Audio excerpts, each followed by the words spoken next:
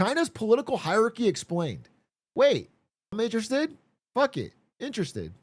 The Chinese Communist Party is without question the most powerful political institution in the world. Let's see. They have complete and total authority over the world's second largest economy, military force, and population.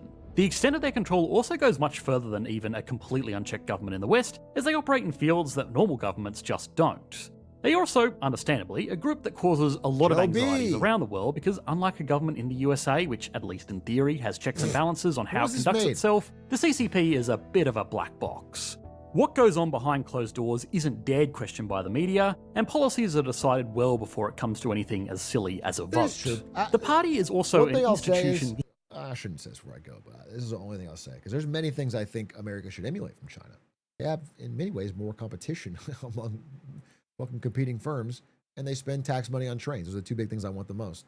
However, you know, there is a truth to the fact that I couldn't do this job in China. I just couldn't. I couldn't talk freely about politics, the leader of the country. I mean, that is a thing. That is a thing that's worth saying. I need to just say it because it's true. That is a difference, and that's something I appreciate. Even as much as I am very mad at many things in my country, I do appreciate that I don't feel fear. I make 400 videos shitting on Trump, and I don't feel any fear. And that is rare in human history. Within the institution of the government itself. It has over 99 million members, many holding key positions of power, not only in elected roles, but also with appointments across various branches and levels of government, as well as in a vast web of state-owned and even private enterprises. It's no secret that loyal party members often get special favours and treatment in business, which can make them tremendously wealthy. This is the most billionaires ever captured in a single photograph. There are around 100 down there serving as officials of the 20th Communist Party Congress. And those are the ones that we know about, because as we'll explore later, there are some good reasons why they might not want to gloat too much about that. Either way, it's easy to see why the size and scope of this organisation is a bit unsettling, and one of the simplest reasons why is because it's hard to tell exactly how it operates. Who is the boss of who outranks what's the difference between the National People's Congress and the National Party Congress? Is a low-level Congress member more important than a provincial governor? Okay. We have at least a basic idea of this hierarchy within our own economies, as well as the general checks and balances that are in place, but of course, China is different. Not only at the heights of government, but also in general pragmatic day-to-day functions. Okay.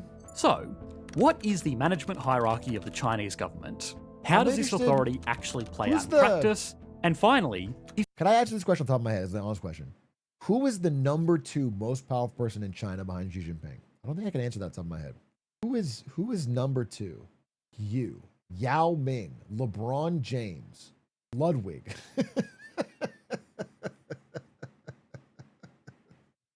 John Cena. Jack Black. You think is Xi Jinping and Jack Black? Surprisingly, guys, Joe Biden, if you can believe it.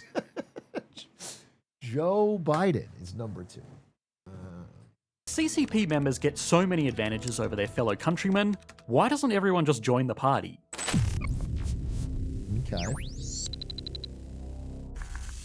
Okay, so it probably comes as no surprise, but at the very top of the political hierarchy is one man, Xi Jinping. For international affairs, he is the Chinese head of state, and internally he is the paramount leader of the People's Republic of China. As a logical comparison, it would be easy to compare him to someone like the President of the United States, if they had no real political opposition and were allowed to serve indefinitely, but that's not entirely true. Xi's power actually comes from holding 3 positions. He is the state chairman of the People's Republic, as well as the chairman of the Central Military Commission. These roles are directly comparable to holding the office of President of the United States and being the Commander-in-Chief of the Armed Forces. These are clearly very powerful roles, but they aren't actually the ones that matter. The title that actually matters for Xi Jinping is that he is the... I'll say what we're all thinking. Xi Jinping is too young for the job. Finally, someone brave enough to say it. He's just too young. His hairline's too good. General Secretary of the Chinese Communist Party. This is a strange one, because it would be like if the chair of the Republican Party... You know what's funny? Xi Jinping actually is really old.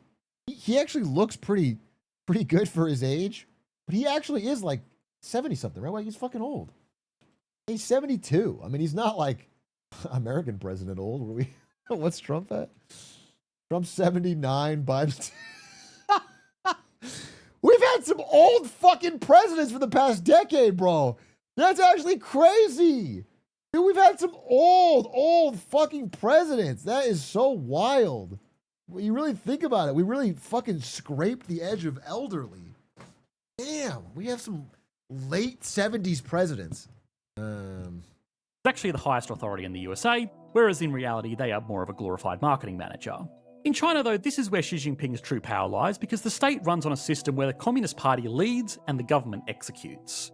Put more simply, the CCP and its leadership decide on the direction of the country, and government institutions handle the administration to make that happen with a rubber stamp. Now, there's no hard and fast rule that the General Secretary of the CCP must appoint themselves to be the president, although, of course, they always have. Okay. If they wanted, they could appoint a patsy to handle the day-to-day administration of the president. That's where I come in. At this level, it's prudent to hold on to roles, even if they are largely ceremonial. Xi Jinping actually became the General Secretary of the party 4 months before he became president, and that's normally how it goes. This big red room that we're all familiar with, the Great Hall of the People, actually plays host to two separate political meetings, the People's National Congress and the Party National Congress. The National Party Congress only meets once every 5 years, and it hosts about 2,700 top party members who then vote on who is going to be the party secretary. While they are all officially members of the CCP, there are groups within this group, normally unofficially referred to as factions, that tend to want different things and will often push for different leadership. These factions are often regional. Jiang Zemin, one of Xi Jinping's predecessors, for example, was supported by a group within the party unofficially referred to as the Shanghai clique. Of course, this factionality can be a dangerous game because voting for a new leader who is not successful puts them at risk of reprisals, and more on that later. Either way, to present a unified front, this infighting is kept as low-key as possible within the upper echelons of the party. Once a party secretary is nominated, they take the nomination to the People's Congress, which is held in the same room with many of the same people 4 months later to nominate the president. The People's Congress meets every year and effectively just rubber stamps into law what senior party officials decide. Part of the confusion between these two congressional meetings comes from the fact that they take place within the same room. It's possible, as an example, that the head of the Democratic Party could also be nominated to run for president at the Democratic National Convention, and in a hypothetical where there was no opposition, they would just get the job. But in China, it would be as if the Democratic National Convention was hosted in the Hall of Congress. So yeah, the real political decisions get made in the Party Congress, which happens once every 5 years, and then the People's Congress meets once every year to do what they are told, including electing the president that the party decides on. There are 2,977 current members of the People's Congress, which technically makes it... Do you guys think that a white boy who comes to China and charms the populace could be elected to the People's Congress and be the first of the 2,977? Do you think that is possible, Ludwig? It would be so funny if I show up to China and Ludwig's on like a billboard and he's fucking running for office. He's been there for 5 days or whatever, and he's part of the political establishment. The largest legislative group in the world, but because they only meet once a year, there is a significantly smaller group called the Standing Committee of the National People's Congress of the People's Republic of China, and it only has 175 members nominated to represent the This is how I think my stream should go. You guys should all be standing and clapping. I would like all of you guys to be at your desks like this, standing and clapping whilst I present. It would feel more... group and works year-round outside of certain holidays. One important side note is that despite the common misconception, the People's Congress, including the smaller Standing Committee, does actually have members from other political parties. Although, realistically, they are barely worth mentioning. They don't contest the CCP's power in any way, and they are largely ceremonial to give the impression that the people get a say in any of this. Now, the Party Congress also votes on other things outside of just who is going to be the General Secretary, and by extension the President. They also vote separately on the third title that Xi Jinping currently holds, the Chair... I'll steel man a little bit. I am not personally in support of a single party authoritative state. But I will say that they have representatives of these factions within the party that allow people to regionally get their ideas up. So it's not like, I would just say there's a... of the Central Military Commission. Usually whoever is voted in as the head of the party also gets given the role of chairman of the Military Commission, but not always. When Xi Jinping's predecessor, Hu Jintao, was elected to be the leader of the party in 2002, his predecessor before him, Jiang Zemin, maintained control of the Military Commission for another 2 years.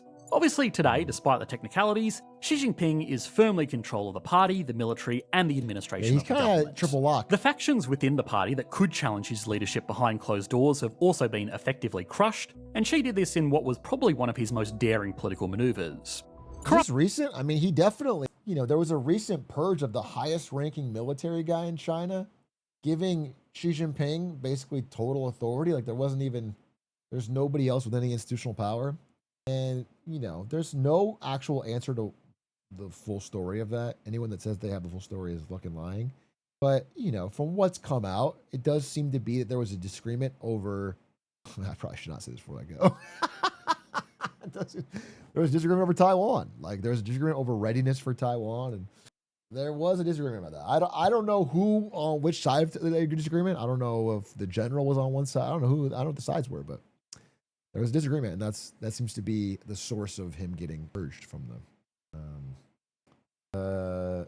When I say Taiwan, I mean Chinese Taipei, aka Eastern China. That's what I mean. I think they disagreed over how much it's already a part of China. I think they were both agreed. They were competing over that. I don't want to skip every video. Let's finish. In China, I want to learn. It's been known to happen. The overwhelming concentration of billionaires in the party Congress didn't happen because the former communist revolutionaries were just really secretly good at business deep down. It happened because they were given special opportunities as the country was going through its rapid economic development. Corruption in China is generally treated like breaking the rules in an employee handbook. Everybody does it, everybody knows everybody does it, and the rules are only written down because it makes it easier to get rid of people when they're out of line on other issues. Sure. Xi Jinping's anti-corruption crackdown was pretty openly a crackdown on any groups within the party that could oppose his leadership. So yeah, today he is the big dog and holds all of the positions and has all of the support to be the paramount leader of China. He can effectively enact policy by decree, and nobody is realistically going to challenge him. However, there are also the practical considerations that no single man would ever be able to run the Chinese government alone. So a lot of that power needs to be delegated down, and as something of a recurring theme, the way that power is distributed is different. There are really 4 pillars that hold up the hierarchy here. The ranks of the military, the ranks of the government administration, the ranks of the party, as well as the leadership of thousands of state-owned enterprises. The military is probably the most straightforward. At the top is the Central Military Commission, chaired by Xi Jinping and directed by 4 other high-ranking military officials. This is an older video. Now, just to make things needlessly confusing, I think there literally is just one other person on it now. It's him and one other person. That person's like a lower-level employee. There are actually 2 Central Military Commissions. The People's Central Military Commission and the CCP Central Military Commission. They are, for all effective purposes, exactly the same thing though. They are directed by the same people, they operate out of the same building, and command the same forces. The only reason for the double up is largely for foreign affairs. It's useful to have a military body representing the nation rather than just the party. Anyway, beneath the Central Military Commission is the People's Liberation Army, the People's Armed Police, and the People's Militia. Okay. The People's Armed Police are a distinct group from the People's Police Force. They are a semi-military organisation that just happens to have law enforcement powers, whereas the People's Police are a more ordinary national police force. The People's Militia is effectively the nation's reservists, and they most often get used for things like disaster relief. Then there is the People's Liberation Army, which despite what the name suggests, actually serves the Chinese Communist Party rather than the people of China. Within the PLA, there are 4 branches: the Ground Force, the Air Force, the Naval Force, and the Rocket Force. The Rocket Force! It's probably worth noting that the Rocket Force is not the equivalent of the US Space Force. It was actually previously their artillery force, and it just focuses on long-range projected munitions, where that kind of stuff is integrated within other military forces in countries like the USA. Sure. The People's Liberation Army also has 4 arms, technically separate from the services, that overlap and support each function. Okay. They are the Aerospace Force, and this one is the equivalent of the US Space Force, which is tasked with supporting service operations from space. Okay. There is also the Cyberspace Force, dedicated to preparing for and preventing cyber warfare. The Information Support Force. Do we have that in America? Do we have a cyberspace force? We need one. Digital warfare is becoming so... I'm sure we've got it within... We've got the NSA and it's under someone, but we need it should be a branch, bro. It's like, it's going to be more important than military arms in a way. The IT department and the Logistics Support Force, which is... You're in it, bro. Do we have one of those? As I'm getting my paycheck to corrupt the youth from the American cyber fucking... Does it even exist, guys? I'm not even sure. In charge of making sure all of the services are fed and fueled. Again, each one of these arms has a commander for day-to-day operations, as well as a political commissar directly appointed by the party to ensure that operations are in line with the party's grander vision, or more realistically, so nobody gets out of line. This is often a strange double-up, because every high-ranking military officer in the PLA is also a member of the party, even though there is technically no requirement for them to be. Now, below that, China has relatively normal military ranks today. But a fun little fact is that during the Cultural Revolution, Mao considered formal military ranks to be bourgeois, so they were abolished. Like everything from the Cultural Revolution, this was a fantastic idea that was well considered, and as a surprise to absolutely nobody, the idea was reconsidered after a crippling defeat against Vietnam.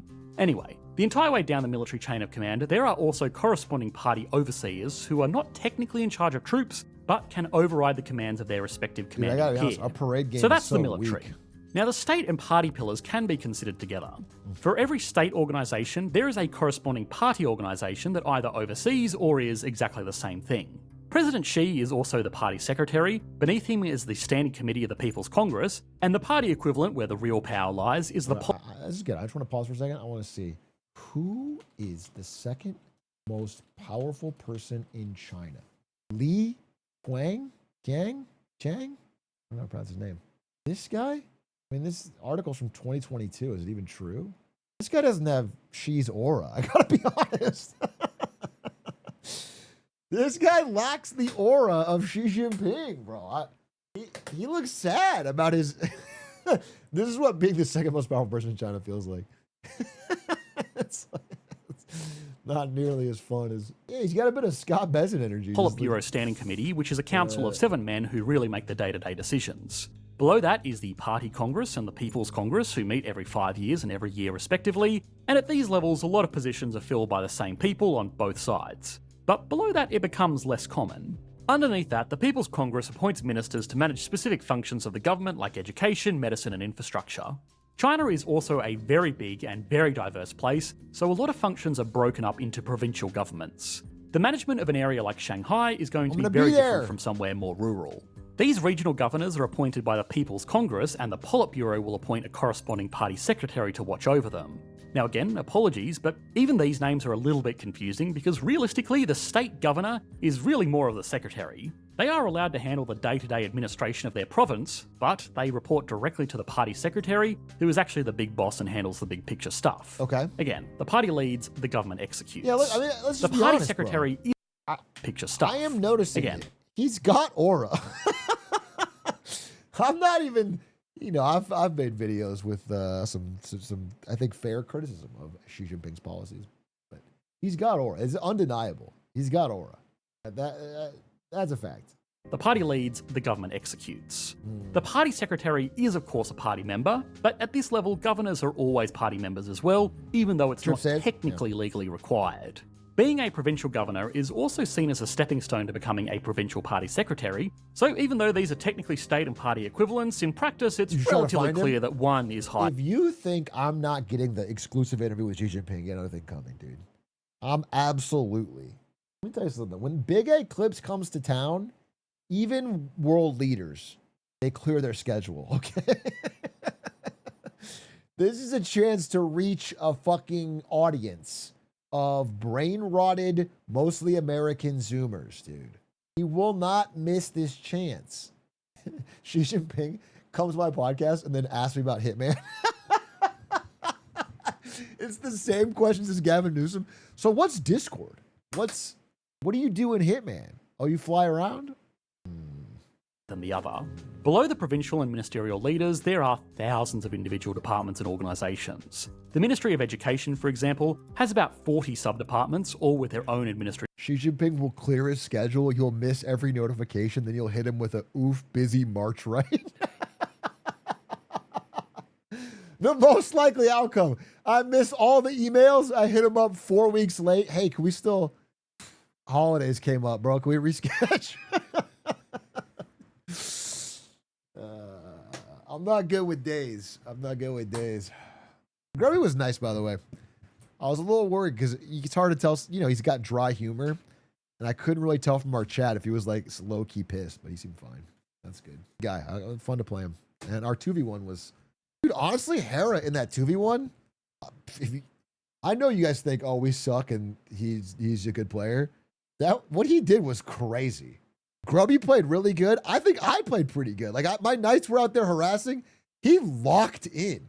He played good, dude. He played